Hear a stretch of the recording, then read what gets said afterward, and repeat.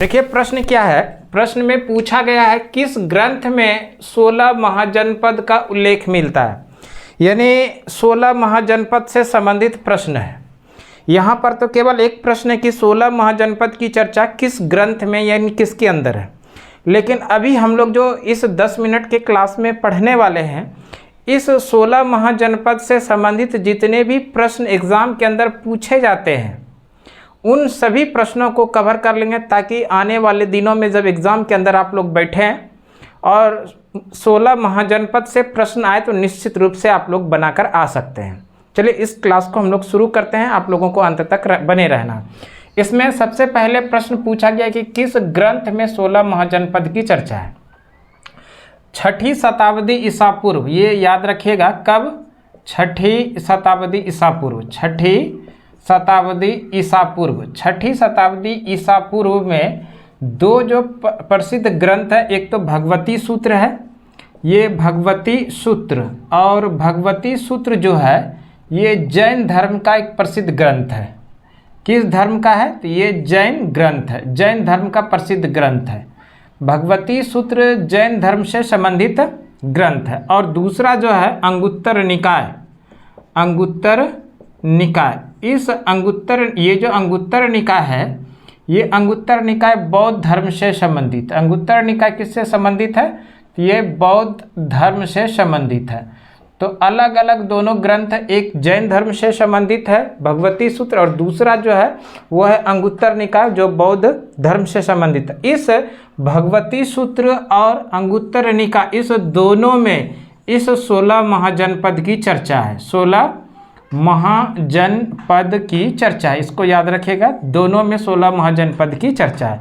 अगर आप लोगों से प्रश्न इस तरह से पूछा जाए, किस बौद्ध ग्रंथ में 16 महाजनपद की चर्चा, ऐसा प्रश्न पूछा जाए किस बौद्ध ग्रंथ में 16 महाजनपद की चर्चा है, तो हम लोग करेंगे अंगुत्तर निकाय। वहीं पर अगर प्रश्न पूछा जाए किस जैन ग्रंथ में 16 महाजनपद की चर्चा है, तो हम लोग आंसर करेंगे भगवती सूत्र। ठीक है। यहाँ पर प्रश्न क्या पूछा गया था? यहाँ पर प्रश्न पूछा गया था किस ग्रंथ में 16 महाजनपद की चर्चा है। ग्रंथ हो गया एक भगवती सूत्र और दूसरा हो गया अंगुत्तर निकाय। और ये भगवती सूत्र हो गया जैन धर्म से संबंधित, और अंगुत्तर निकाय जो हो गया ये बौद्ध धर्म से संबंधित। तो इस तरह से भगवती सूत्र अंगुत्तर निकाय दोनों से संबंधित है, और जो कि ऑप्शन सी हो जाएगा, A+B दोनों। इस प्रश्न का तो सही आंसर हो जाएगा ऑप्शन सी।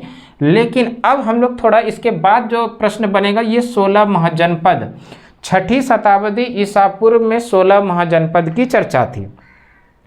इस 16 महाजनपद में एक सबसे महत्वपूर्ण जो महाजनपद है, सबसे शक्तिशाली महाजनपद है, शक्तिशाली महाजनपद, वो महाजनपद हुआ करता था जिसका नाम है मगध।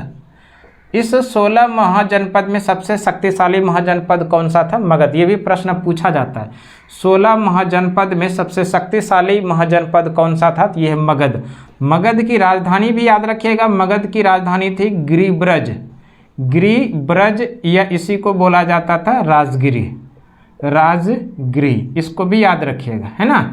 और ये जो मगध का क्षेत्र है, वर्तमान समय की बात करें, पटना, गया, इस तरह का जो क्षेत्र है, एरिया है, वो वर्तमान समय में ये उस समय मगध हुआ करता था। और पटना, गया, इस तरह का जो क्षेत्र है, मुजफ्फरपुर, ये पूरा का पूरा क्षेत्र क्या इस समय वो है, उस समय ये मगध हुआ करता था, इस समय ये क्षेत्र है। ये हो गया। इसके अलावा एक और आप लोगों को महाजनपद याद रखना, अंग जनपद। और उस समय का अंग और अभी का भागलपुर, बांका, मुंगेर, ये जो क्षेत्र है, ये क्षेत्र उस समय अंग महाजनपद के नाम से जाना जाता था। और इस अंग महाजनपद की जो राजधानी हुआ करती थी, वो हुआ करती थी चंपा। इसको भी याद रखिएगा, अंग महाजनपद की राजधानी कहाँ हुआ करती थी? चंपा। एक और आप लोगों को याद रखना है जो कि इसमें महत्वपूर्ण है, एक जो याद रखना है कुरु। कुरु, इस कुरु महाजनपद की राजधानी कहाँ पर है? कुरु महाजनपद की राजधानी है हस्तिनापुर। इसको भी याद रखिएगा, हस्तिनापुर। ये भी प्रश्न पूछा गया था, कुरु महाजनपद की राजधानी कहाँ थी?